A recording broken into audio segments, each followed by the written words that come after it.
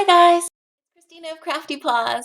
I'm here to share with you guys a design team project for Diamond Dies. I made one of these shaped shaker cards a little while back for Erica, who is Snap Diva 29.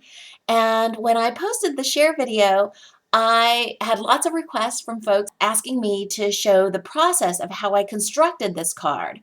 And Scrap Diva 1, who's Kim, said her daughter and she were watching the video together, and her daughter said the card was so beautiful.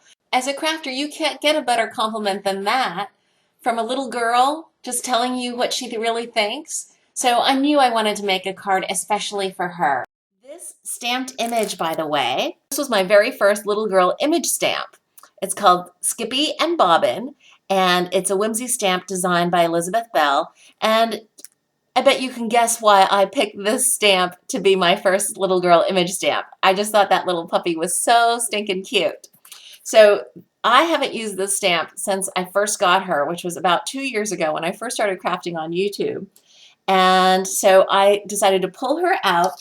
And this is also my entry into Steph and Kim, who are Brown Baby Craftaholic and Kim Possible here on YouTube.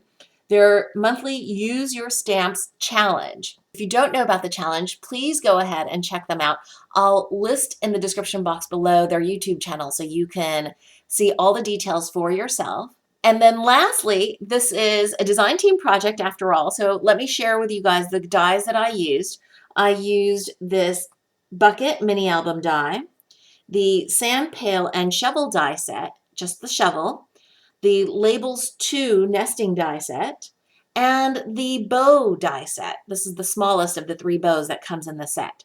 So I use the bow up here, the mini album die obviously here, the shovels as little shakers there, as well as here, just a little accent piece on the inside, and the Labels 2 nesting dies just for a place to write my little note. If you guys are making a purchase at Diamond Dies, please use the code ThanksChristina for 10% off and free worldwide shipping on all orders of $35 or more. So to create a hinge-shaped card, you need to fold over the top of your card base and then lay the die so that the top edge just goes above the fold.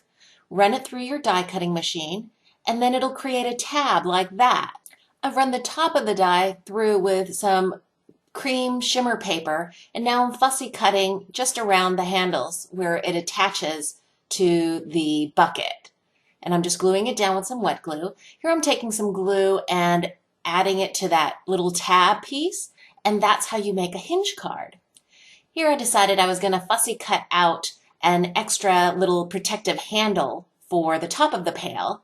Because I couldn't find a stylus, I'm using the back of a Sharpie marker to emboss it by hand. Here I'm taking some foam adhesive to add a little dimension to where that protective handle is going to go. Now I decided to take that bow die and curl the edges so that it makes a nice rounded bow. And I'm using just plain Aleene's Tacky Original Glue to assemble the bow together. For the center section, I'm also curling that with my fingernail. I'm using a glue dot to add just a little bit of dimension. I was thinking about using foam adhesive, but I thought that would look a little bulky.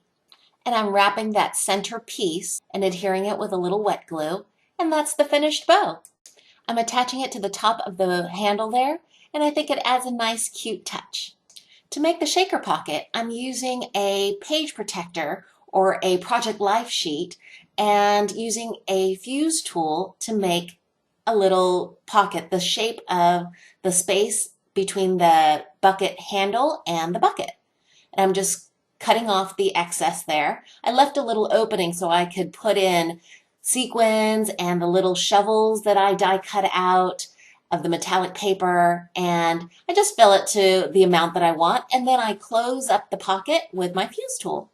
I think this is one of the easiest ways to make a shaker.